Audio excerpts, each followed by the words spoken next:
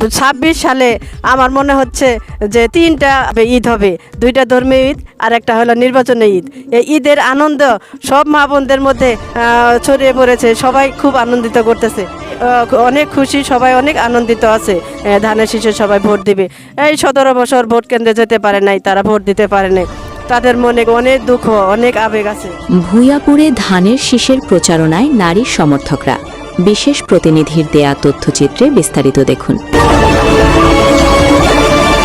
আসন্ন জাতীয় সংসদ নির্বাচনকে সামনে রেখে টাঙ্গাইলের ভূঁইয়াপুর উপজেলার মাটিকাটা এলাকায় ধানের শীষ প্রতীকের পক্ষে ব্যাপক ভোটার সংযোগ কার্যক্রম চালাচ্ছে নারী সমর্থকেরা।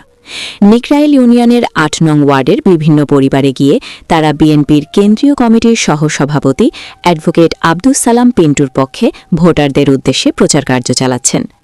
শুক্রবার ৬ ফেব্রুয়ারি সকালে সরেজমিনে গিয়ে দেখা যায় স্থানীয় মহিলা দলের অন্যতম নেত্রী সেলিনা তরফদারের নেতৃত্বে একদল নারী কর্মী বাড়ি বাড়ি গিয়ে ধানের শীষের পক্ষে জনসমর্থন ও ভোট প্রার্থনা করছেন। এ সময় এলাকার ভোটারদের মধ্যে ব্যাপক উৎসাহ ও সাড়া লক্ষ্য করা যায়। সেলিনা তরফদার তার বক্তব্যে বলেন, আমাদের প্রার্থী আব্দুস সালাম পিন্টু জনগণের স্বার্থের প্রতীক। তিনি এই এলাকার উন্নয়ন ও মানুষের অধিকারের জন্য নিরলসভাবে কাজ করে আসছেন। আমরা নারী সমাজ একযোগে কাজ করে যাচ্ছি যাতে জনগণ তার প্রতি আস্থা রাখেন এবং ধানের শীষ প্রতীককে জয়ী করেন। তিনি আরও বলেন, এখানকার মানুষ দীর্ঘদিন ধরে ভোটের অধিকার ও উন্নয়নের প্রত্যাশা নিয়ে বসবাস করছেন। আমরা তাদের কাছে আমাদের প্রার্থীর উন্নয়ন পরিকল্পনা ও প্রতিশ্রুতি পৌঁছে দিচ্ছি। স্থানীয় সূত্রে জানা যায়, নারী নেত্রী ও সমর্থকের এই মাঠ পর্যায়ের তৎপরতা এলাকার রাজনৈতিক প্রেক্ষাপটে নতুন গতির সঞ্চার করেছে। অনেক গৃহিণী ও নারী ভোটার সরাসরি তাদের সঙ্গে মতবিনিময় করছেন এবং নির্বাচনী ইস্যু নিয়ে আলোচনায় অংশ নিচ্ছেন। এলাকার এক গৃহিণী মর্জিনা বেগম বলেন, মহিলারা আমাদের বাড়িতে এসে কথা বলছে, এটা খুবই ভালো লাগছে। তাদের মাধ্যমে প্রার্থীর পরিকল্পনা সরাসরি শুনতে পাচ্ছি। উল্লেখ্য, বিএনপির প্রার্থী আব্দুস সালাম পিন্টুর সমর্থনে ভূঁইয়াপুরের বিভিন্ন এলাকায় নারীদের নিয়ে গঠিত প্রচার দল সক্রিয়ভাবে মাঠে কাজ করছে।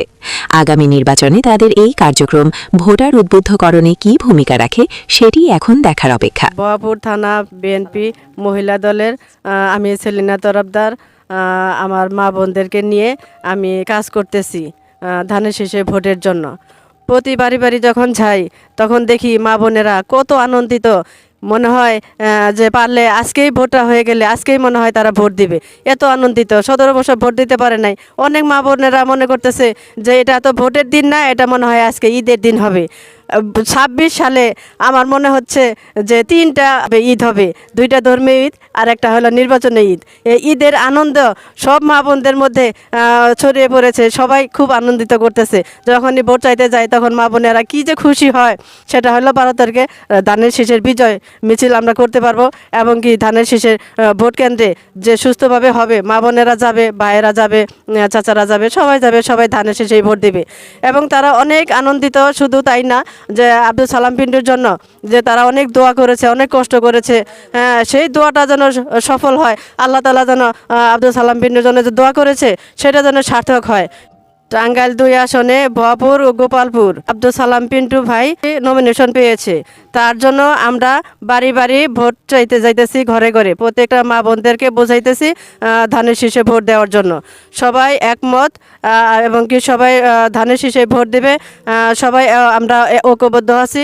আমরা প্রতিদিন ভোট প্রচারণায় সবসময় নিয়োজিত আছি, সবসময় আমরা ভোট চাইতেছি, মা বোনদের কাছে যাইতেছি, যেখানে যাই সেখানেই শুধু ধানের শীষের জয়ধ্বনি শুনি। সব মা বোনেরা, বাবা চাচা যারা আছে ওনারাও সবাই ধানের শীষে ভোট দিবে।